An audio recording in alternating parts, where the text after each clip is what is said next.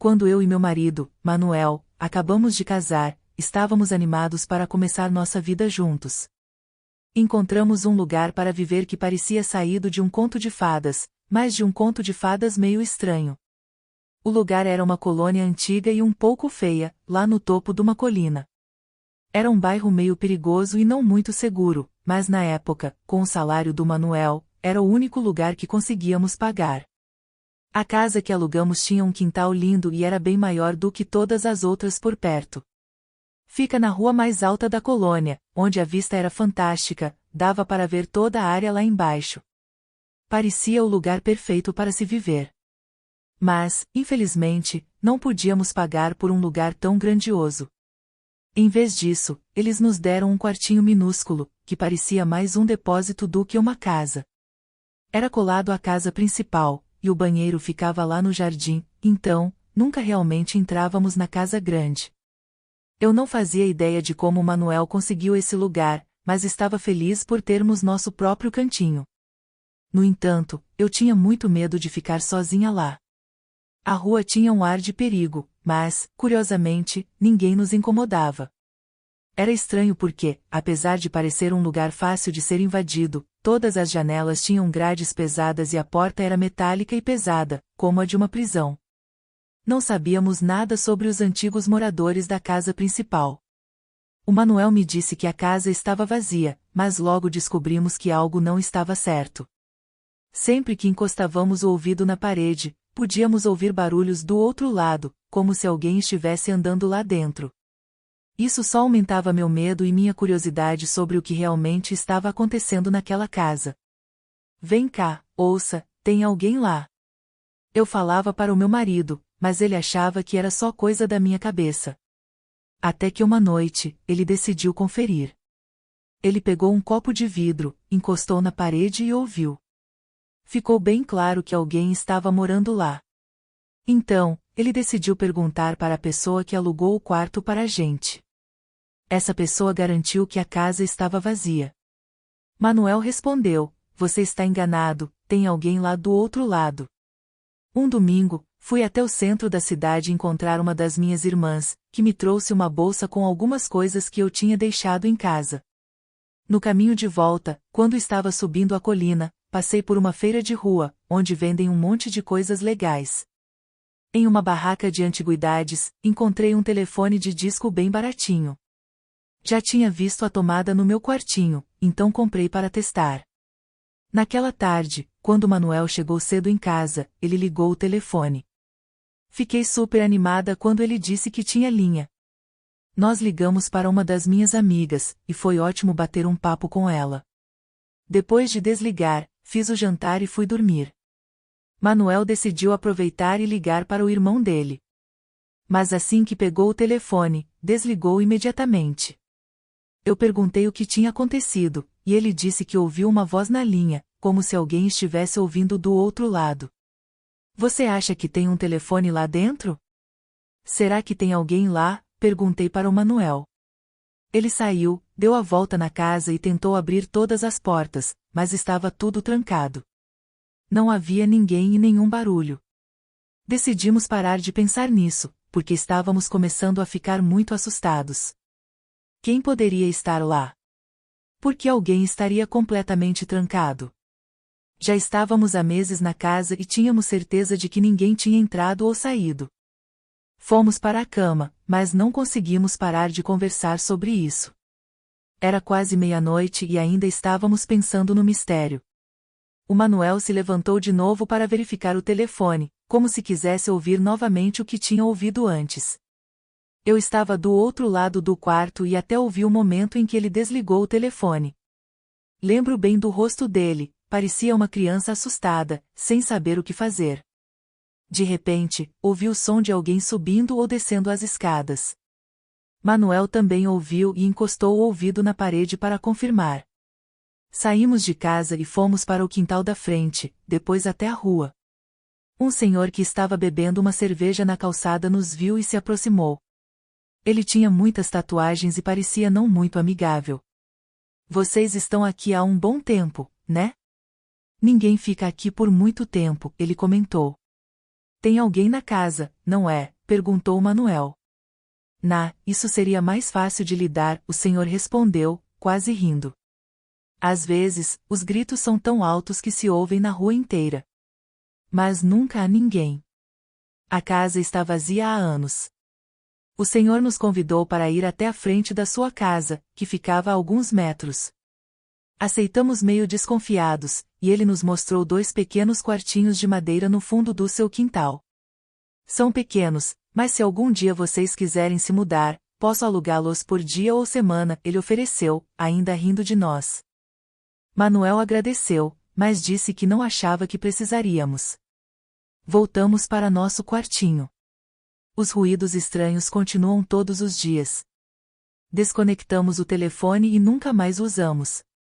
Quando a mulher do aluguel veio cobrar o pagamento, o Manuel reclamou sobre os barulhos e pediu para ela confirmar se havia alguém na casa.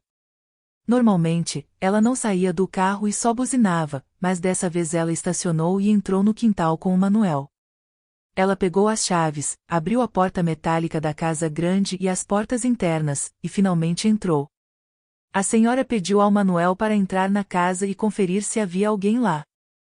Ela queria que ele olhasse bem, mas ela não ia entrar até ele confirmar que a casa estava vazia. Então, Manuel entrou e andou pela casa inteira, até no 2º andar, mas não encontrou ninguém. Só encontrou muito pó e sujeira. Quando ele voltou para a porta, não sabia o que dizer. A senhora trancou tudo cuidadosamente e foi embora sem explicar mais nada, como sempre fazia. Isso deixou a gente muito assustado. A gente até imaginou que poderia haver alguém mais velho preso lá dentro, ou sendo cuidado por alguém, mesmo que isso não fizesse muito sentido. Era melhor do que não saber de onde vinham aqueles barulhos. Eu ainda lembro daquela noite como se tivesse sido ontem. Naquela noite, Manuel ia trabalhar até tarde e chegaria de madrugada. Eu tentei não pensar em nada e coloquei uma música baixinha para adormecer. Mas algo me acordou. Era um som muito sutil, bem leve, vindo do outro lado da parede. Levantei e me sentei na cama. Algo me dizia para encostar um copo na parede, igual ao que Manuel tinha feito para ouvir melhor. Eu só consegui bater na parede com a mão. Depois disso, só havia silêncio. Mas então, alguém respondeu do outro lado, de dentro da casa. Levantei, coloquei uma blusa e fui para fora, sem correr, mas sem parar ou olhar para trás. Fui até a casa do vizinho e pedi para ficar lá, dizendo que meu marido pagaria depois. Ele entendeu e me deixou ficar. Pouco depois, ele chamou a esposa dele para me acalmar. O senhor ficou na calçada para avisar Manuel quando ele chegasse. Manuel chegou quase às 2 da manhã, preocupado comigo. Eu ainda estava com a esposa do senhor e não conseguia falar. Sentia como se algo estivesse tentando me atingir, e eu não consigo explicar bem o que era, mas era uma sensação muito estranha. Ficamos 2 semanas naquele quartinho que o senhor nos ofereceu. Ele e o Manuel foram buscar nossas coisas no antigo lugar de manhã. Quando avisamos a senhora que não íamos mais ficar lá, ela nem se surpreendeu. Durante essas 2 semanas, vimos um casal novo se mudando para a casa grande com um bebê. Queríamos avisá-los sobre os problemas, mas o vizinho nos disse que era melhor não falar nada. Se vocês forem, vão dizer que estão inventando coisas. Deixem eles descobrirem sozinhos, disse ele. 2 noites antes de irmos embora do bairro, o vizinho estava na calçada tomando cerveja com alguns amigos. De repente, ele chamou o Manuel. Ei, venha cá, você precisa ver uma coisa, disse ele. Eu fui com o Manuel e saímos para a calçada. Os amigos do vizinho, que normalmente eram barulhentos, estavam completamente silenciosos. Todos olhavam fixamente para a casa grande, onde tínhamos morado nos últimos 3 meses. Olhem aquilo, o vizinho disse, apontando para uma janela no 2º andar. Juro pela minha mãe que já morreu, lá em cima, atrás de uma cortina fina, havia uma mulher nos observando. Ela estava com raiva. Um dos amigos do vizinho confirmou, e parecia mesmo que alguém estava lá, nos olhando. Não conseguimos ver os detalhes do rosto dela, mas podíamos sentir que estava nos observando com raiva, como se nos odiasse. Não sabíamos se era por termos morado lá ou por termos saído antes que ela pudesse fazer algo. Foi a única vez na minha vida em que vi algo tão assustador. Ouvi algumas coisas estranhas, mas ver algo assim, com 6 pessoas ao mesmo tempo, foi incrível. A imagem da mulher ficou ali por alguns minutos, até que a luz de um carro virou a esquina e iluminou a casa. Foi como se a luz tivesse feito a mulher desaparecer. Meu filho me convenceu a contar essa história que aconteceu comigo em 2015. Sou nicaragüense, mas moro em Salió, no México. Um dia, eu fui contratado para fazer uma corrida até o fim da cidade, lá nas montanhas. Eu pensei que não poderia haver uma corrida mais longa, porque as luzes das casas simples iam sumindo conforme eu subia pelas encostas das montanhas. Como era a primeira vez que estava por lá, tudo era novo para mim. Eu tinha acabado de ajudar uns senhores a colocar as malas no porta-malas e avisei pelo rádio que tinha terminado a corrida e estava voltando. Não era muito tarde, devia ser mais ou menos às 11 da noite, mas a rua estava deserta. Talvez fosse pelo frio, embora as crianças não se importem com isso quando querem jogar futebol, mesmo que estejam só algumas quadras adiante. Então, eu vi uma moça em frente a uma casa que parecia meio abandonada.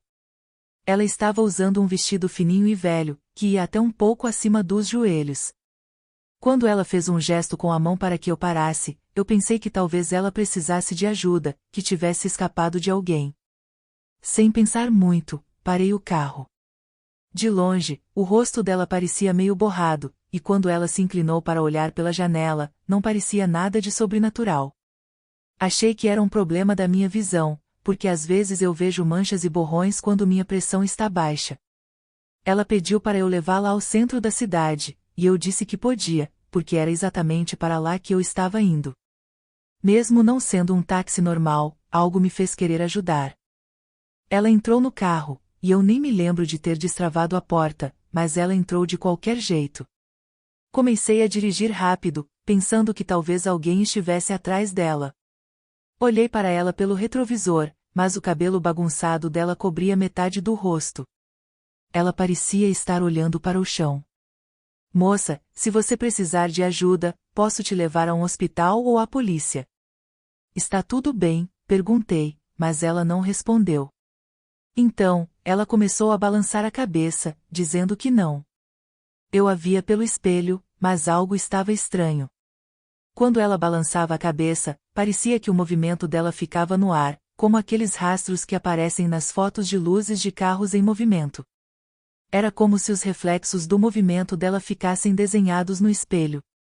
Eu esfreguei os olhos, achando que estava alucinando ou que ia desmaiar. O ar no carro estava tão pesado, como se a fumaça do motor estivesse entrando nele. Não estava frio, nem um cheiro estranho, mas eu sentia um gosto metálico na boca. De repente, alguém buzinou e eu acordei. Estava quase parando o carro, e me senti tão mal que achei que ia ter um ataque do coração. Não falei nada para a moça no banco de trás e dirigi o mais rápido que consegui, esperando encontrar algum carro de polícia ou meus colegas para me ajudar. Mas não passou nenhum carro de polícia. Quando cheguei onde meus colegas estavam, encostados no táxi deles, parei e pedi ajuda. Eles olharam para o banco de trás e me perguntaram o que eu tinha bebido.